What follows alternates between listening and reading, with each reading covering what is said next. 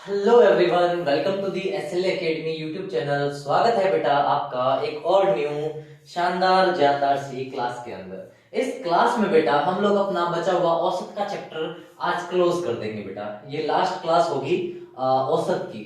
इसके बाद में नेक्स्ट क्लास जो हम लोग लेंगे ना बेटा, वो मे बी वर्क टाइम और एनर्जी वाली वो वाली क्लास लेंगे, ठीक है, कार्य और समय वाली। स्वागत है आप सभी का आपके अपने एसएल एकेडमी यूट्यूब चैनल के ऊपर। इसी के साथ हम लोग थोड़ा सा रिकैप कर लेते हैं, हमने लास्ट क्लास में कितना क्या पढ़ा था उसके बारे में। बेटा लास्ट क्लास जो हमारी हुई थी वो औसत की शायद पहली क्लास थी, जिसके अंदर हमने औसत के टाइप्स को अच्छे से, दो तीन टाइप को, ज्यादा टाइप नहीं, दो तीन टाइप को हमने अच्छे से पढ़ा था। सबसे पहला औसत का फॉर्मूला हमने जो पढ़ा था, औसत का फॉर्मूला वो क्या था बेटा भाई? कुल संख्याओं का योग बटा में कुल संख्या।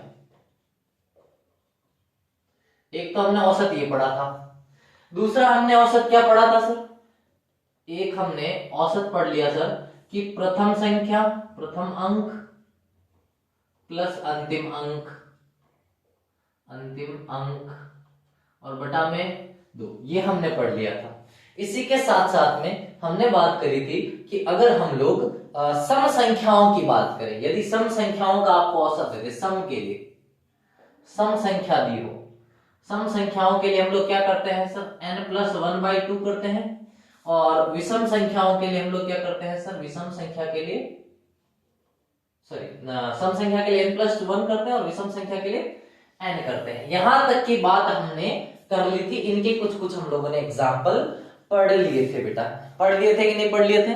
आज हम लोग जो बात करेंगे वो बात करेंगे, अगर आपको सम संख्या नहीं दे करके बोल दे प्रथम प्राकृत संख्याओं का, क्या बोल दे? प्राकृत संख्याओं का बोल दे कि सर प्राकृत संख्या है, उसके बारे में बताइए, प्राकृत संख्या के बारे में। और प्राकृत संख्याओं के वर्गों का औसत अगर आपको पूछ ले उसके बारे में, प्राकृत संख्या के घनों का औसत अगर आपसे पूछ ले तो उसके बारे में। आइए बात करते हैं सबसे पहले टाइप की, जो है अगर आपको कभी बोले कि भैया आप बताओ, औसत बताना है आपको किसका? n प्राकृत संख्याओं का, प्राकृत संख्याओं का। जिसको नहीं पता प्राकृत संख्याएं क्या होती है, वो कृपया करके हमारी क्लास को एक बार शुरू से जरूर देखिएगा। इस वीडियो को जहां हमने शुरू किया है वहां से आप लोग देखिएगा, आपको समझ में आ जाएगा प्राकृत संख्याएं किसे कहते हैं। बहुत अच्छे तरीके से हमने वहां पर समझाया हुआ है। देखिए अगर n प्राकृत संख्याओं की वो बात करेगा, किनकी बात करेगा? n प्राकृत संख्याओं की, तो हमारा आंसर होगा n+1/2। ये हमारा एवरेज का क्या होगा? फॉर्मूला होगा। ये हमारे एवरेज का क्या होगा? फॉर्मूला होगा बेटा, ठीक है। बात करते हैं एक एग्जाम्पल लेकर के, इस चीज को समझते हैं। एग्जाम्पल क्या ले रहे हैं देखना, मैं आपसे कह दूं 2, 4, 6 ऐसा करके करके कहां तक है? 100 प्राकृत संख्याओं का,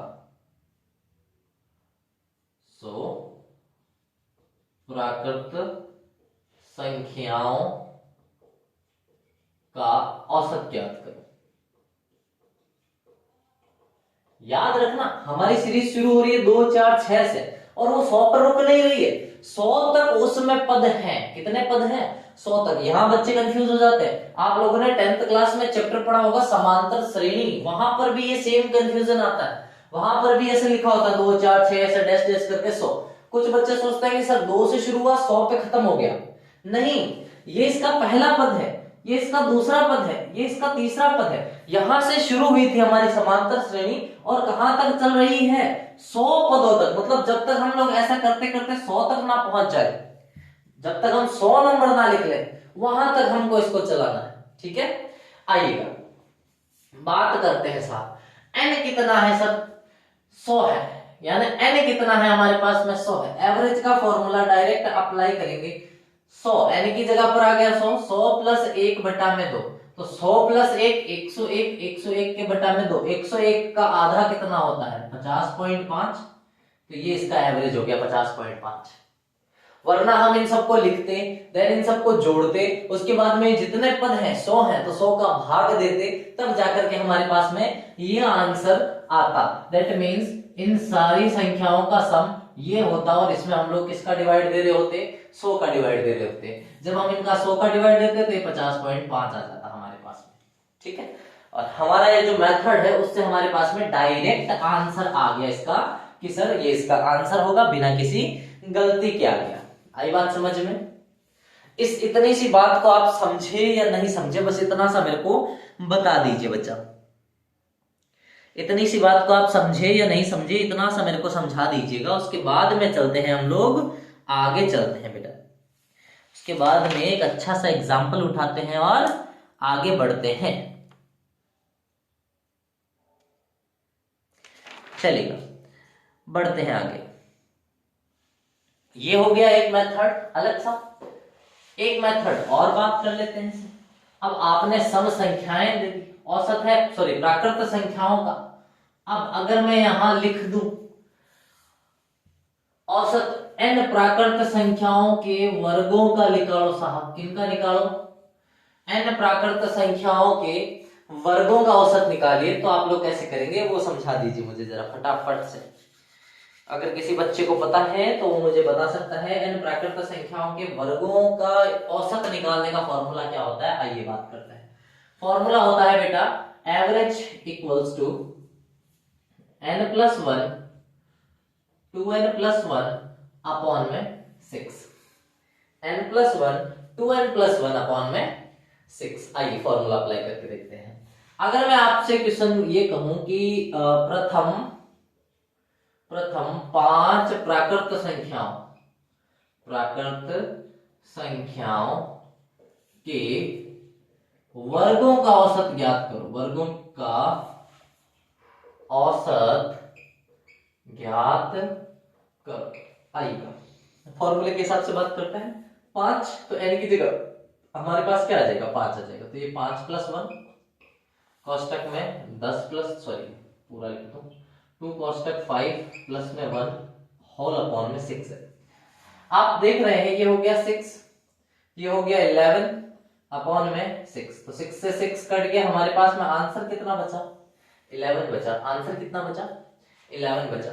ठीक है बेटा, आंसर हमारे पास में कितना बच रहा है? 11 बच रहा है। आई बात समझ में? कैसे वर्गों के औसत खा रहा है, कैसे वर्गों का औसत निकाला जा रहा है, आया समझ में आपको? इसके ऊपर हम लोग क्वेश्चन करेंगे आगे। खैर ये जो तरीके मैं आपको सिखा रहा हूं वो बहुत ज्यादा पूछे नहीं जा रहे। बहुत ज्यादा पूछे जाने वाले तरीके थे इससे पहले तक के, वर्गों के औसत से पहले तक के जितने भी फॉर्मूले हमने पढ़े एग्जाम ओरिएंटेड, वो सब मोस्ट इंपोर्टेंट है। लेकिन इनको क्यों छोड़े? कोई भी एकेडमी वाला इतना आपको डीपली नहीं करवाएगा। ठीक है, वर्गों का औसत हो, क्योंकि सबको पता है कि क्वेश्चन नहीं आता। लेकिन अगर आ गया तो क्या करेंगे भाई? ऐसा तो है नहीं कि जो आरपीएससी है वो आपको कह के बैठा है कि नहीं भैया ये इतना इतना हमने पिछले 2 सालों में नहीं दिया तो हम आगे क्यों दे देता है भाई, दे देता है। यूपीएससी ऐसी चीज है। अभी कल आरएस का एग्जाम हुआ था, जो राजस्थान के बच्चे हैं वो सब जानते होंगे। ठीक है, यूपीएससी आरएस का एग्जाम होता है। ठीक है, जिससे आप लोग सब डिस्ट्रिक्ट मजिस्ट्रेट बनते हो, एसडीएम बनते हो। ठीक है, तो अभी उसका जो एग्जाम हुआ था उसका पैटर्न पिछले 2 साल से क्या चल रहा था कि मोस्टली क्वेश्चंस कहां से पूछे जाते थे? डीपीएसपी से पूछे जाते थे, फंडामेंटल ड्यूटी से पूछे जाते थे, फंडामेंटल राइट से पूछे जाते थे।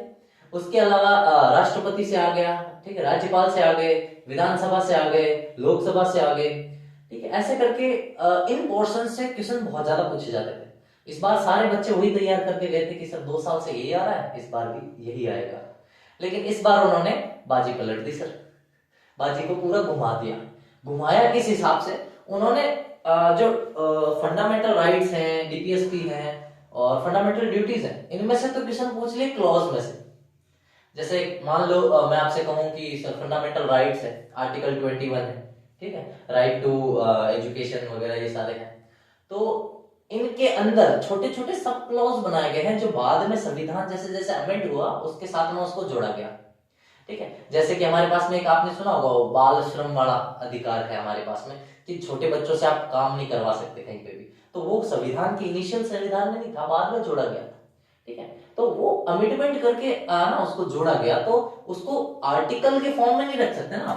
जैसे मैं कह दूं आर्टिकल 21, ये हमारे संविधान ने बनाया, इसके अंदर आपको फ्रीडम मिलती है, राइट टू प्राइवेसी हो गया, राइट टू मैरिज हो गया, जो लव मैरिज करते हो आप लोग आर्टिकल 21 के थ्रू करते हो।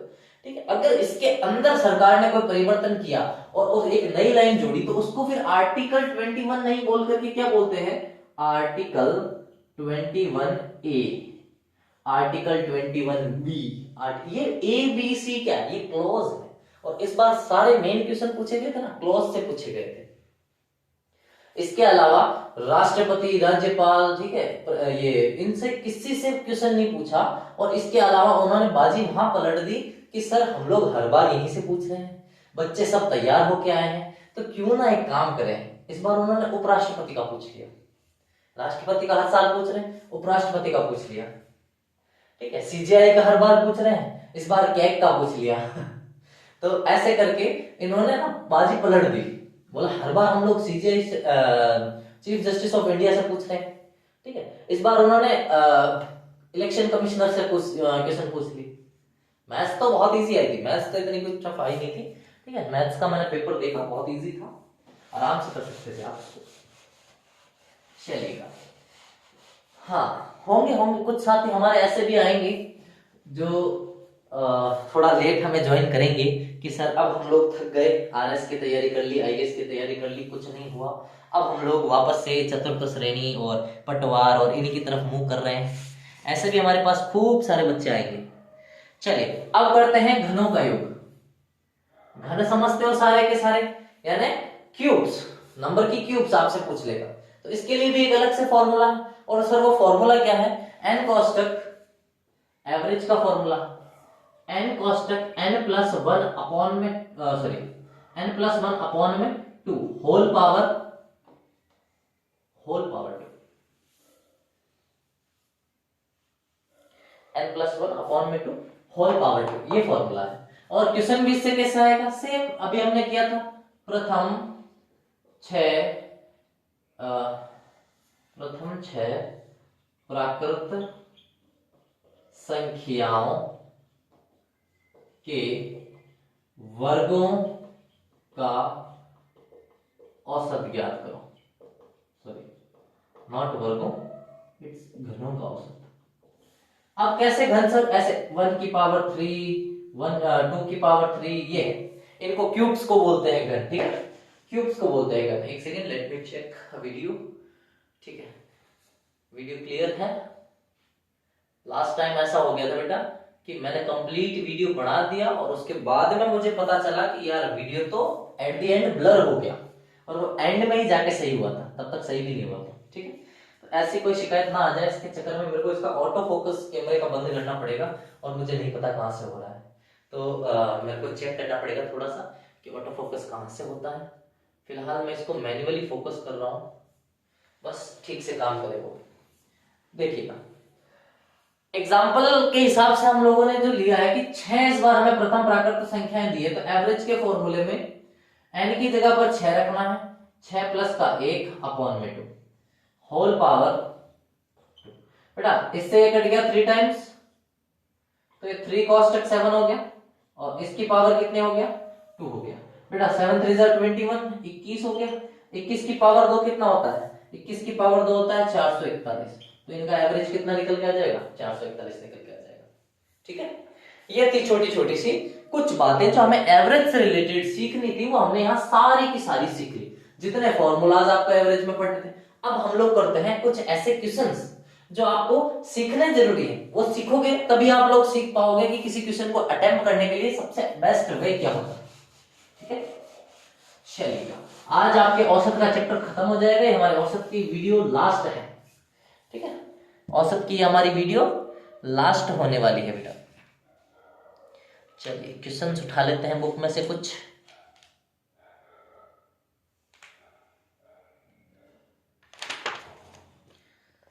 अच्छा अच्छा अच्छा सा मिल ले। ये लो, 10 संख्याओं का औसत 25 है। 10 संख्याओं का औसत 25 है। 10 संख्याओं का औसत कितना है? 25 है। 10 संख्याओं का औसत 25 है। इसमें एक संख्या और जोड़ दी जाए, इसमें एक संख्या और जोड़ दी जाए तो औसत में एक की वृद्धि होती है। तो औसत में एक की वृद्धि होती है। वह संख्या ज्ञात करो जो जोड़ी गई है। लो, जो जोड़ी गई है हमें वो संख्या निकालनी है। बहुत ही इजी सा क्वेश्चन है, नॉट टफ एंड रफ, कुछ नहीं है। 2 मिनट आपके पास है, अपना दिमाग लगाइए, फिर हम अपना दिमाग लगाते हैं। अब सारे बच्चे क्या करेंगे सर, सोचेंगे कि सर 10 संख्याओं का औसत 25 है, तो एक संख्या निकालें, फिर दूसरी, फिर तीसरी, ना, ऐसा कुछ नहीं करना। सीधा सीधा देखो, 10 संख्याओं का औसत कितना है? 25 है। तो 10 संख्याओं का औसत 25 है, तो यहां से संख्याओं का योग कितना आया? 250 आया कि नहीं आया भाई? मल्टीप्लाई करके सीधा संख्याओं का योग निकाल सकते हैं। 10 संख्याओं का औसत 25 था, तो योग कितना हो गया? 250 हो गया। इसने कहा अगर इसमें एक संख्या और जोड़ दी जाए, तो 10 में एक संख्या और जोड़ दी तो कितना हो गया? 11 हो गया सर। तो इसके औसत में कितने की वृद्धि हो रही है? 1 की। तो 25 में 1 की वृद्धि मतलब 26, और 11 को 26 से गुणा करो, 26, 26, 6, 8, 2, 286, 286 हुआ कि नहीं हुआ? 286 हो। बेटा ये डिफरेंस कितने का आया? योग का ही तो डिफरेंस है। डिफरेंस कितना आया भाई? 10 संख्याओं का योग 250 और 11 संख्याओं का योग 286 है। तो अगर मैं इस डिफरेंस की बात करूं, अंतर की बात करूं, तो वो आएगा 36। यही वो संख्या है। तो जोड़ी गई संख्या क्या होगी? जोड़ी गई संख्या कितनी होगी? 36 होगी। आई बात समझ में? बहुत ही इजी सा क्वेश्चन था।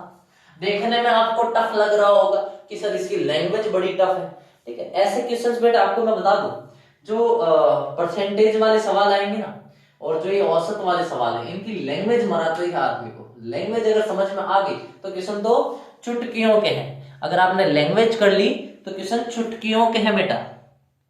आओ एक और सवाल लेते हैं, थोड़ा सा टेढ़ा मेढ़ा, ऐसा कैसा, ठीक है। अगर वैसा टाइप का क्वेश्चन आ जाए तो उसको कैसे करना वो भी सीख लेना, बहुत ही इजी।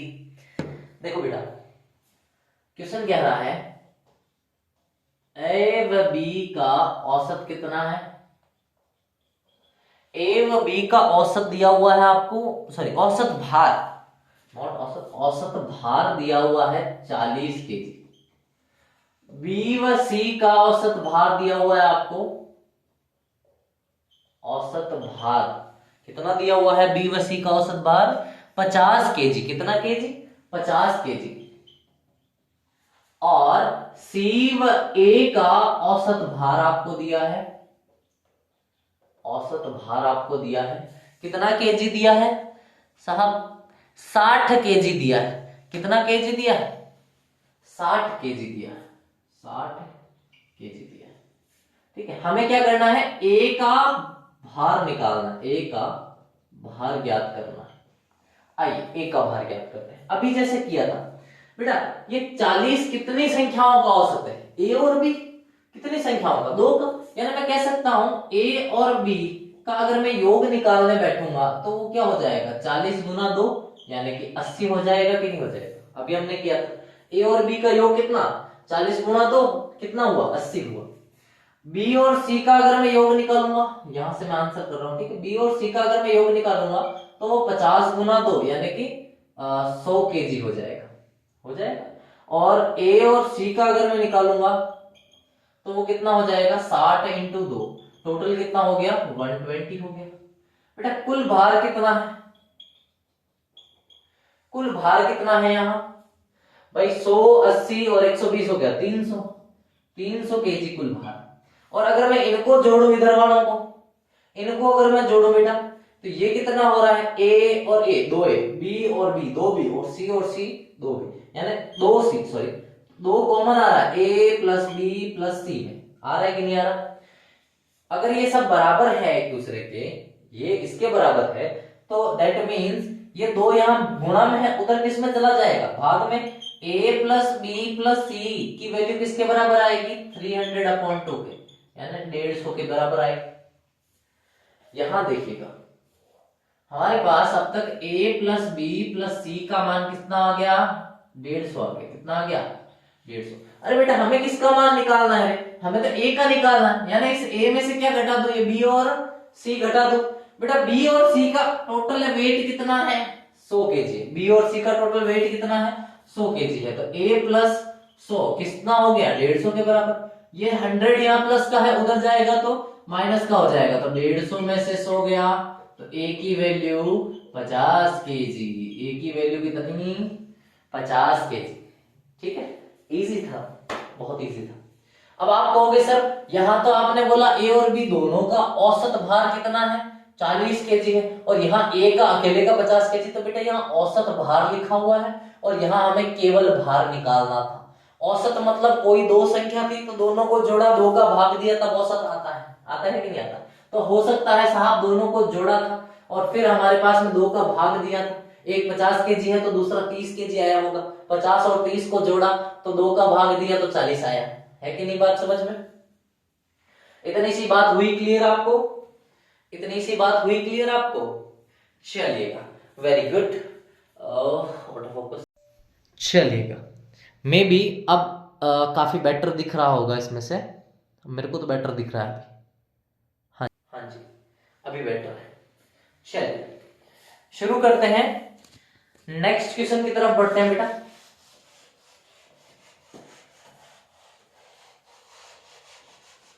नेक्स्ट क्वेश्चन की तरफ बढ़ते हैं। थोड़े टफ टफ क्वेश्चन लिए जा रहे हैं आज। ऐसा नहीं होना चाहिए ना कि बेबी फीडिंग करवाई जा रही है सर स्कूल में। तो एक्स संख्याओं का औसत y है। एक्स संख्याओं का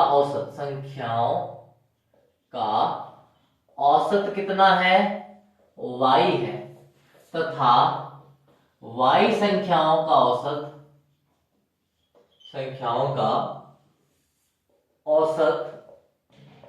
x है। y संख्याओं का औसत x है, तो सभी संख्याओं का औसत कितना होगा? तो सभी संख्याओं का औसत ज्ञात करना है ना। सेम चीज, x संख्याओं का औसत कितना है, y। तो यानी अगर मैं x को y से गुणा कराता हूं तो ये x y इनका योग आएगा, और y संख्याओं का औसत x है तो y संख्याओं का औसत x है। फिर भी अगर मैं इनका योग निकालूंगा तो कितना आएगा, xy ही आएगा कि नहीं आएगा? हमें क्या करना है, इसने बोला सर सभी संख्याओं का औसत निकालना। तो सभी संख्याओं में एक संख्या है x और दूसरी संख्या क्या है, y है, तो इनका योग करना पड़ेगा ना। यानी कि अगर मैं x प्लस y का योग निकालूं तो मेरे पास कितना आ रहा है भाई, x संख्याओं का औसत xy और y संख्याओं का औसत xy, दोनों को जोड़ा तो 2xy हुआ कि नहीं हुआ? तो सभी संख्याओं का योग अगर हमें निकाल, सभी संख्याओं का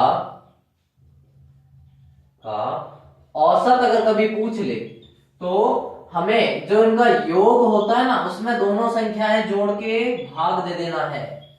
जो उनका औसत होता है उसमें हमें दोनों की दोनों संख्याएं जोड़ करके क्या दे देना होता है, भाग दे देना होता है, और हमारा आंसर हमारे हाथ में होता है। ठीक है जी, that's clear, maybe it's clear to you, हो जाना चाहिए। बहुत इजी सी चीजें हैं।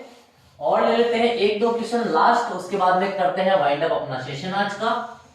ठीक है, देखिएगा कौन सा क्वेश्चन उठाया जाए जो आपको समझ में भी आए और अच्छा भी हो। इसी के बेस पे उठा लेते हैं। 5 संख्याओं का औसत 6 है। 5 संख्याओं का औसत कितना है, औसत 6 है। औसत 6 है तथा 6 संख्याओं का औसत 5 है, तथा 6 संख्याओं का औसत कितना है, औसत 5 है। तो दोनों संख्याओं का कुल औसत निकालना है। राइटिंग थोड़ी सी खराब है, एडजस्ट कर लीजिएगा प्लीज। देखिए 5 संख्याओं का औसत 6। अब हम चाहें तो ऐसे कर सकते हैं सर, 5 संख्याओं का औसत 6 है मतलब 30 हो गया। 6 संख्याओं का औसत 5 है तो 6 संख्याओं का औसत 5 है मतलब 30 हो गया। हमें क्या करना है सर, जोड़ना है सर। इधर तो 6 और 5 को जोड़ लीजिए, और इधर 30 और 30 कितना हुआ, 60 हुआ सर। 6 और 5 11, तो कुल औसत कितना आएगा, कुल औसत आएगा सर 60 में भाग दे दीजिए 11 का। कितनी बार जाएगा सर, 5 बार तो पूरा पूरा चला गया 55 में, 5 50 0 उतारेंगे, 4 बार चला जाएगा, 5.4 आएगा, 5.4 आएगा। इतना इजी था। हम चाहते तो हमने अभी अभी वो किया था कि sir 2xy upon x plus y. X y क्या था, दोनों संख्याओं का गुणा, तो 5 और 6 को गुणा कराते तो 2 कोष्टक 5 गुणा 6, 6 गुणा 5 बटा में x प्लस वाई है ना 6 प्लस 11, तो भी हो जाता 30, 30 बटा में 11, 30 दूनी 60, 60 के बटा में 11। सीधा यहां से भी ला सकते थे, ठीक है। तो एग्जाम के टाइम आपको ऐसे करना है, और ये मैंने समझाने के लिए लिखाया है कि ऐसा क्यों हुआ, कहां से आया, ठीक है। चलिए इसके बेस पे हो गया। एक ढूंढ लेते हैं अच्छा सा और क्वेश्चन, और उसके बाद में हमारी क्लास को करते हैं खत्म, और उसके बाद हमारी class wind up. Okay, recording होना जरूरी है, वो ध्यान देना पड़ता है मेरे को बीच बीच में, ठीक है। अब अच्छा सा एक क्वेश्चन मिल जाए बस।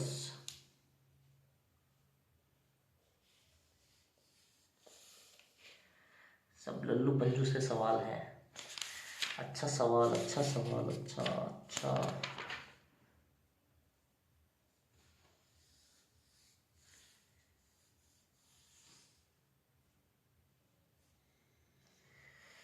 हो चलिए यही कर लेते हैं। कक्षा में 12 छात्र, कक्षा में 12 छात्रों, 12 छात्रों का औसत अंक, का औसत अंक, का औसत अंक 36 है। 12 छात्रों का औसत अंक कितना आया हमारे पास में, 36 आया। यदि प्रत्येक छात्र के अंक को 2 गुना कर दिया जाए तो नया औसत क्या होगा, प्रत्येक छात्र, प्रत्येक छात्र का औसत 2 गुना कर रहे हैं, 2 गुना, 2 गुना कर दिया जाए तो नया औसत ज्ञात करना है, नया औसत ज्ञात करना है। देखिएगा सबसे पहली चीज, 12 छात्रों का औसत अंक 36 है। 12 छात्रों का औसत अंक 36 है ना, तो उनके अंकों का योग कितना हुआ रे, 12 गुणा 36 हुआ कि नहीं हुआ, 12 गुणा 36 हुआ कि नहीं हुआ। 12 गुणा 36 कितना होगा, 12 गुणा 36 कितना होगा, जोड़ो, 12 बार 4 36 बार 4 7 बार 72 2 7, 12 बार 4 36, 36 और 7 कितना हुआ, 42, नहीं सॉरी 43, 36 और 7 43, ठीक है। 432 हुआ, कितना हुआ, 432 हुआ। यह है 12 बच्चों का जब 36 से था। अगर 2 गुना कर दिया जाए, प्रत्येक छात्र का औसत अंक अगर हम लोग 2 गुना कर दें, मींस कि इस 432 को मैं किससे गुना करा दूं, 2 से, तो ये हो जाएगा 864। अब ये हमारा 864 है टोटल अंकों का योग नया। हमें औसत निकालना है ना, औसत, नया औसत। औसत कितने का, 12 छात्रों का। तो ये जो टोटल अंक आया 864, इसमें किसका भाग दे दूं, 12 का भाग दे दूं, दे दो। 7 टाइम 84 और 2 4 और 12 72, कितना आएगा, 72 आएगा। ये आपका नया औसत है। जब भी नया औसत का सवाल पूछे और गाइडेंस आपको दी होगी, जो जितने बच्चे दिए हैं या जितना जो भी नंबर दिया होगा उसको औसत से मल्टीप्लाई करोगे तो आपको टोटल एडिशन मिल जाएगा, योग मिल जाएगा। उस योग को दी हुई आगे की इंस्ट्रक्शन के हिसाब से हमको काम करना। इसने बोला 2 गुना, तो हमने इस योग को किससे गुणा कर लिया, 2 से गुणा कर लिया, तो ये हमारा नया टोटल आ गया। अब इस नए टोटल में वापस 12 का डिवाइड करके हम लोग वापस एवरेज निकालेंगे। आई बात समझ में। ये थी बेटा आज की क्लास की छोटी छोटी सी नन्ही मुन्नी सी बातें। नेक्स्ट क्लास में हम लोग शुरू करेंगे हमारा एकदम से नया टॉपिक, ठीक है बेटा, बिल्कुल ही नया टॉपिक है, तो बने रहिएगा हमारे साथ में, जुड़े रहिए, हंसते खेलते रहिए, मस्त रहिए और हमारे वीडियो को लाइक एंड शेयर सब्सक्राइब करते रहिए बेटा, जिससे आपको नई नई नोटिफिकेशंस डेली मिल सके। ठीक है बेटा, मिलते हैं आप लोगों से नेक्स्ट वीडियो में, तब तक के लिए जय हिंद, साइनिंग ऑफ।